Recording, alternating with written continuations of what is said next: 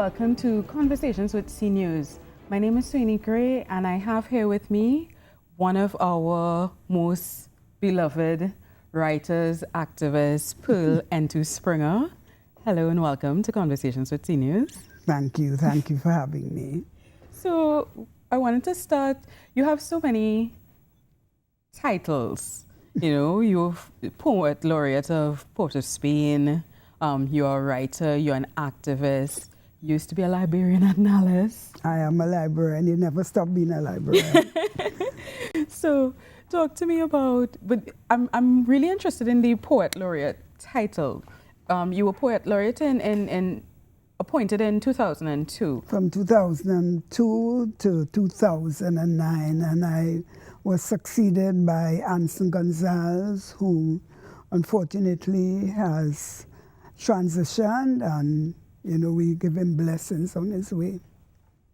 How important is poetry? Because I wonder if people understand how beneficial it could be as a former poet laureate, as a current poet and a constant writer. You can talk to us about how important poetry is. Well, I think poetry is one of the most undervalued and understood and misunderstood genres. Through poetry, you can teach history, you can teach an appreciation of words, you can teach philosophy. The greatest poets that we have, to me, are the greatest philosophers. I mean, we have our great poets, our Martin Carters, or Kamau Braffets, or our Derek Walcotts, and so. But I think, as a poet myself, I love all poetry. I refer to Shakespeare, Blake, and I tell people that when we look at poetry, for instance, and the fact that they have stopped teaching poetry in school is a very great loss to our ability to understand and have insight into the human psyche and to build a love affair with words that is so critical to human communication. I don't know if that communication with words is suffering now because of the finger and the thing all the time, so people not talking and people not reading. But words open up worlds, and poetry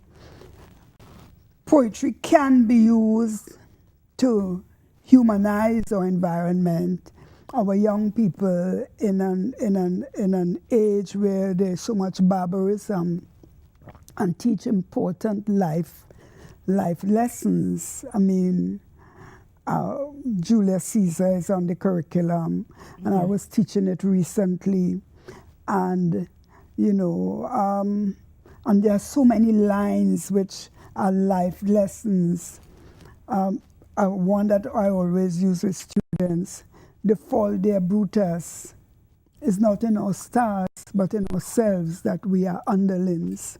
And so I love poetry. I've always loved poetry, and I understand now that you're coming out with a book of poetry, a collection of poetry for young people. This is actually a collection of plays. I have a collection of poetry for young people, poems and stories, called Godchild, and I'm in the process of putting together another one. But this collection is a collection of 13 plays, my God, plenty plays. You have time to write all of those? Most of them are in verse, so it's plays in the form of verse. Almost all of them are in the form of poetry, and they are for young people. Why young people? Children and young adults. Well, I feel that we need to teach in a non-didactic manner, and theater does that. For me, all my life as a theater practitioner, I sincerely believe the words of my theater guru, Slade Hopkinson, who taught us that theater can transform lives. And I believe that, so that now that theater is on the school curriculum. There aren't many Caribbean plays that we have that are of recent vintage. So I put together all of these plays, and a lot of them are historical, because I definitely support the Prime Minister's call for history to be an important part of the school curriculum. But history need not be dusty textbooks and teachers who might teach from their own point of view, but history can come from the poetry. And so the plays straddle a wide expanse. There are historical plays, a lot of them on the African experience. Freedom Morning Come, which I saw. Yes, which deals with the first emancipation morning, where the Emancipation Proclamation was read in front of the building that is now Treasury Building, and enslaved Africans from all over the country came and converged and protesting against the process of apprenticeship, pas de 6 ans in the Creole. Yeah. And Pas de 6 ans means? no more 6 years. No more 6 years. No more 6 years. Pas de 6 ans. Le roi nous a donné la liberté. The king has given us our freedom. And there were riots for almost the whole week. Some people were arrested. And people don't know that. People don't know that. And we didn't, and we were talking earlier. I saw Freedom Morning come for the first time, Emancipation Morning, in front of the Treasury Building. Mm-hmm. I did not know, and I did history for CXC and sixth form, and I passed, and did not know it was in front of the Treasury Building. That's appalling. It is terrible. People, history is not recognized. I mean, Garvey said, if you don't know where you come from, you don't know where you're going. People like without a history is like a tree without roots.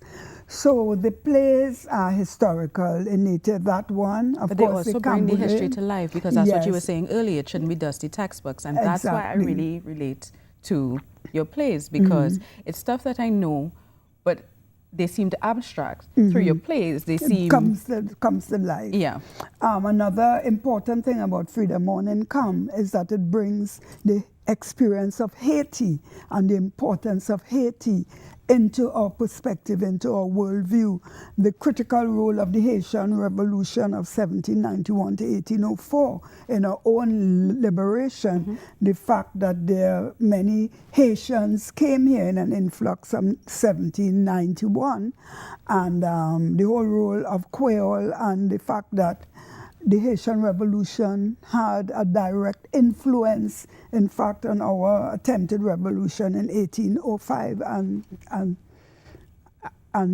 then, of course, the best known one is the Camboulé, which documents the Camboulé riots of 1881, and looks into the life of the people at that time, and which is now performed every Friday, Carnival Friday, round the bridge, which is the unheralded seat of so many of our cultural forms in Trinidad and Tobago. And if you've ever been to Camboulé, the range of persons who come out and then are jostling for space to get a good vantage point of view what's happening. Tout le monde vini. Everybody come, everybody. At 4 o'clock in the morning? At 4 o'clock in the morning. Carnival Friday? Yes. I've seen people come straight from parties in their party outfit to get a space. At 3:30 you can't get a space. And not a bottle is spilled. No. Behind the bridge. So behind the bridge can be very, very, very safe. This is an area that needs to be given the recognition and the visibility for the role that the people have played in the construction of our society.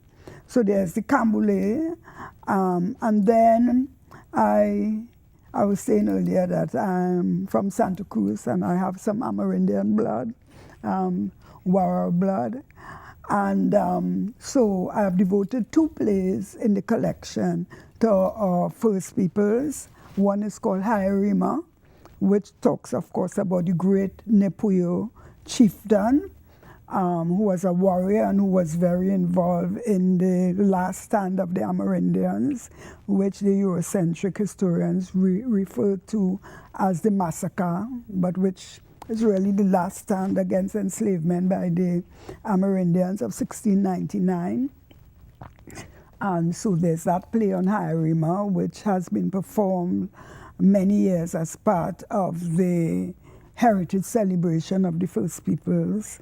And then there is a play that has relevance now, I believe. It's called The Spirit of Shagaramas and speaks to the role of the First Peoples in the development of Shagaramas, even the name Shagaramas coming out for the particular kinds of palms that were there at the time of the First Peoples. And then there's a play, Baby Doll Meets Midnight Robber, which uses the carnival traditions to give values to young people about safe sex and behavior, and puts carnival mentality in a positive range. There's one about helping young people out to save the folk tales turned into play, like how Anansi Bring the Drum, Tisha and Marikit. There's a full collection. How is it for you, as someone who is very informed on our history, our culture? You see some of our behaviors that confuse other people, you seem to understand because you see the linkages, the retentions, the African retentions in some of them. How is it for you being in this Trinidad when you hear people talk about things that they don't seem to understand? And it's painted in a negative light, you know, the African religions and that sort of thing, or the way we perceive certain people who live in certain areas, and we know it's Black people who live in very specific areas. How is that for you, having all this information? Well, you know, enslavement came about. You cannot enslave a people who are truly aware of their culture, who are truly aware of their history, their roots, and their positive. So the process of dehumanization of the African was critical to that of enslavement. And that had to do with spirituality, religion, clothes, food, hair, beauty, everything. And that has been institutionalized for decades, for centuries. And there has been no real effort to retell the story of Africa and Africans in this society, either in the school system or wider in the society. So the negative psychological effects of enslavement are still there. So Black women will bleach their skin because the lighter you are, the more beautiful you are. They will flaunt their flowing falsenesses down their back. And they will talk about, you know, the negative connotation of African spirituality and talk about obia as a negative word, while secretly, like how Nicodemus went to Christ by night, secretly finding the elder or the priest to deal with their problems. And we understand why when we understand history, because obia comes from the word, from the Akan speaking people, the Ga, the Koromanti, the Ashanti, the Adangwe. And the historians document, both European and Caribbean, that they clothed themselves in their obia, their fetishes, their prayers, they swore their oaths to fight to the death, and so. And my goodness, if you are my enemy, and if I'm using my spiritual strength to conquer you, then clearly you will think my spiritual strength is bad. So it's as simple as that. It's as simple as that. I mean, in as nearby as Tobago in 1770 and 1774, there were revolts carried out by these Coromante, Akan-speaking peoples, and they had revolutions from Suriname right down to Guyana. Jamaica, St. Kitts, Barbados, Antigua, Tobago. These were the people that were in the forefront of revolution. And their spiritual practice was OBIA. So clearly, the enslavers hated Obi, and we have absorbed that negative image of our spirituality as of our hair, as of our skin colors, everything. It's very simple and very clear. How did you, is it right to say, were you brave enough to reclaim your African spirituality? Yes, and I will tell you, I was very involved in the Black Power Revolution, get locked up and thing. That's a whole story for plenty hours, because despite all the talk and the documentation of the Black Power Revolution, the role of the woman in the revolution has never been told. So one of these days, maybe Oludumare will let me tell that story. So anyway, we were very part of the Black Power Revolution. We do all kind of things, March the Caroni, Kotesi Kotela. But a lot of things that we expected to happen didn't happen, didn't go well. And I was there searching for why. And then I'm rereading C.L.R. James' Black Jacobin, and the line jumped out at me like an aha moment, you know, like a eureka moment. Voodoo was the medium of conspiracy. So I say, oh. So I say slow. And that started me on a journey to find what was this role of spirituality. And then it took me to Bookman and Macandal, the architects, the Hongans, the voodoo priests. And then I came to find out what we had here, because the only voodoo that we had here is in the Rada community, which is very much Dahomey and part of the whole in Belmont Valley Road there, which is something that we don't even know about. No. And it led me to my Orisha spirituality, Ifa Orisha spirituality. At that time, in the early 70s, we didn't yet have Ifa, but we had the Orisha.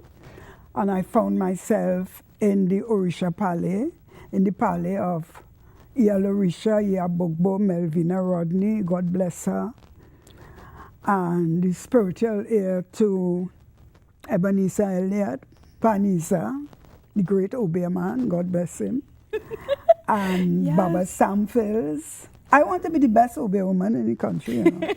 Yes, because that means exploring the fullness of my How close are we to achieving that? How close are we? That's my business. Okay. Anyway, we're talking about that. So yes. I went there with this academic view that I will explore this thing and see where it is and thing. And then Ogun the warrior power say, this is not no academic thing. Come here if you're interested in this. You have to desuni. You have to really enter. And so I did that, and it opened up an entirely different world. But it made me understand the depths of the psychic terror that Africans understood, that Africans had to go through. Because as I lay on the ground during my process of being desunied, Shango double-headed axe behind my head, Aile knife by here, Mama Oya hatchet by so, all these emblems, Ogun two cutlass outside. I couldn't sleep. I was so frightened. All my intellectual understanding did not prepare me for the terror that gripped me down to my very soul when I said, but what am I doing? Am I giving up my very soul to something evil? What am I doing? And I stood in front of that door terrified, waiting for morning to come. And I understood. I understood in a very personal and practical way the self-hate that was induced into us by enslavement, you know. So it is a journey that I have walked, and out of that, I was already committed during my experience in 70, but it made me understand that the African will never achieve fullness of self until there's a respect for and understanding of African spirituality. I'm not saying everybody converts. Yeah, but you did say respect for, and respectful, and we did see acknowledgement. There's still a bias, there's still a fear, Definitely. there's still... So a large part of the last, between the 80s and the 90s, was my involvement in being part of those who stood in the forefront of fighting for the spirituality, of giving it visibility, of giving it recognition, of insisting that we became part of the table of precedents, that we were part of the interreligious organization, that there was a marriage act passed. And I must say that in the Orisha Marriage Act, the age of consent for girls was 16, which at that time was the internationally recognized age for sexual consent, getting a parcel of land, and most importantly, getting rid of the negative legislation on the statute books, which only came off in 2000, because there are a lot of laws passed against African spirituality. 1868 anti-obey legislation, and in 1884, after the Kambule riots, laws against the drum were passed, and all these were coalesced into the Summary Offences Act of 1921. In 2000, we made strong petition, and there was a law, and those laws were changed. But I must tell you that I think we are the only ones in the Caribbean who have done that, because last year, November, in Antigua, 2 Hindu priests were charged under the 1908, I think it was, anti-obey legislation. I think I was reading today. Still on the statute books in Antigua. Jamaica still has.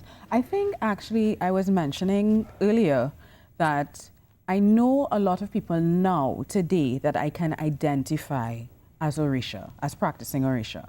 But 3-4 years ago, I couldn't. And some of them have been practicing Orisha for years. They just weren't as vocal for it. So have you noticed that we're soaring? Yes, very, very much so. But I must point out that the whole thing of syncretism has been a way of ensuring that the religion survive. And for instance, E.R. Rodney, she would say, we ask the white man for a place to pray, you know, quiet and thing. And we put up St. Michael picture, but we plant Ogun.